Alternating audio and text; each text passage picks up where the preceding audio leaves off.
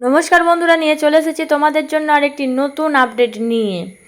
ভবানীপুর বিধানসভার মামলা সংক্রান্ত কী সংবাদ মাধ্যমে উঠে আসছে আপডেট, সেটাই জানাবো আজকের এই ভিডিওতে। তাই স্কিপ না করে প্রথম থেকে শেষ পর্যন্ত ভিডিওটি দেখতে থাকো। বলা হচ্ছে যে ভবানীপুর বিধানসভার ফলাফল চ্যালেঞ্জ মামলা হাইকোর্টে বড় আপডেট। কি হলো আদালতে, সেই সম্পূর্ণ আপডেট তুলে ধরা হয়েছে সংবাদ মাধ্যমে, জেনে নিন।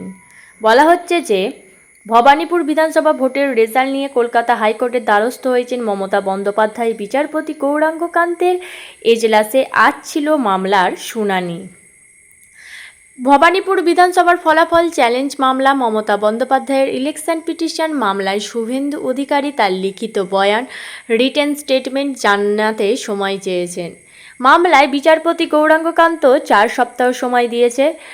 পাশাপাশি নির্বাচন কমিশনকেও রিপোর্ট দিতে নির্দেশ দিয়েছেন বিচারপতি। অন্যদিকে ভবানীপুর কেন্দ্রের অপর এক প্রার্থীও মামলায় যুক্ত হতে চেয়ে কলকাতা হাইকোর্টের রেজিস্ট্রার জেনারেলকে চিঠি দিয়েছেন। সে ব্যাপারেও রেজিস্ট্রার জেনারেলকে রিপোর্ট দিতে নির্দেশ দিয়েছেন বিচারপতি। এদিন বিচারপতির উদ্দেশ্যে মমতা বন্দ্যোপাধ্যায়ের আইনজীবী কল্যাণ বন্দ্যোপাধ্যায় জানান, কলকাতা হাইকোর্টের ইতিহাসে নজর তৈরি হোক। একবার মাত্র নজির রয়েছে ইলেকশন পিটিশন নিষ্পত্তির। ভবানীপুরের ইলেকশন পিটিশন নিষ্পত্তি হোক, একটা ইতিহাস তৈরি হোক। উত্তরে বিচারপতি গৌরাঙ্গ কান্ত বলেন, আদালত চেষ্টা করবে। প্রসঙ্গত, ভবানীপুরের ভোটের ফলাফলকে চ্যালেঞ্জ করে হাইকোর্টে মামলায় দায়ের করেছেন মমতা বন্দ্যোপাধ্যায়। সেই মামলায় ইতিমধ্যে সিসি ফুটেজ সংরক্ষণ নির্দেশ দিয়েছে আদালত। ইভিএম, ভিভিপ্যাট ও সিসি ফুটেজ সংরক্ষণের নির্দেশ দেওয়া হয়েছে। উল্লেখ্য, ভবানীপুরে শুভেন্দু অধিকারীর কাছে 15,114 ভোটে হেরেছেন মমতা বন্দ্যোপাধ্যায়। 2026 সালের বিধানসভা নির্বাচনে ভবানীপুরে মমতার সঙ্গে সরাসরি লড়াই ছিল শুভেন্দু অধিকারীর। ভোটের ফল বেরোলে দেখা যায় শুভেন্দুর কাছে 15,114 ভোটে পরাজিত হন মমতা। পালা বদলের পর রাজ্যের মুখ্যমন্ত্রী হন শুভেন্দু অধিকারী। ভোটে জিতে ভবানীপুর আসনটিকে রেখে নন্দীগ্রাম ছেড়ে দেওয়ার ঘোষণা করেন তিনি।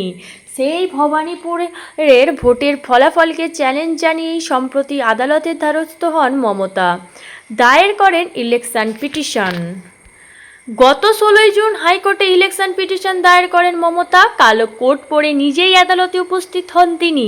সেখানে তার সঙ্গে ছিলেন দোলা সেন, কল্যাণ বন্দ্যোপাধ্যায়, স্বর্ণ বন্দ্যোপাধ্যায়রা। এর আগে 2021 সালে নন্দীগ্রামে শুভেন্দুর কাছে পরাজয়ের পরও আদালতের দ্বারস্থ হন মমতা।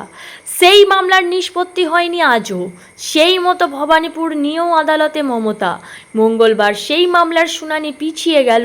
আগামী শুনানি 4 সপ্তাহ পরে, অর্থাৎ শুনানি যে চলছিল, যে ভোটে তিনি হেরে গেছেন তা নিয়ে মামলা করেছেন, তার শুনানি আবারও পিছিয়ে গেল। 4 সপ্তাহ পরে শুনানি হবে, এটাই কিন্তু সংবাদ মাধ্যমে আপাতত উঠে আসছে। তো এই রকমই সমস্ত আপডেট পেতে অবশ্যই আমাদের চ্যানেলটিকে সাবস্ক্রাইব করে পাশে থাকবেন, যাতে সমস্ত আপডেট টাইম টু টাইম পেতে পারেন। আজকের ভিডিও আর বেশি বড় করছি না, আজকের ভিডিও এখানে শেষ করছি। আবারও দেখা হবে নতুন কোনো ভিডিও নিয়ে। সবাই ভালো থাকবেন, সুস্থ থাকবেন। ধন্যবাদ সবাইকে।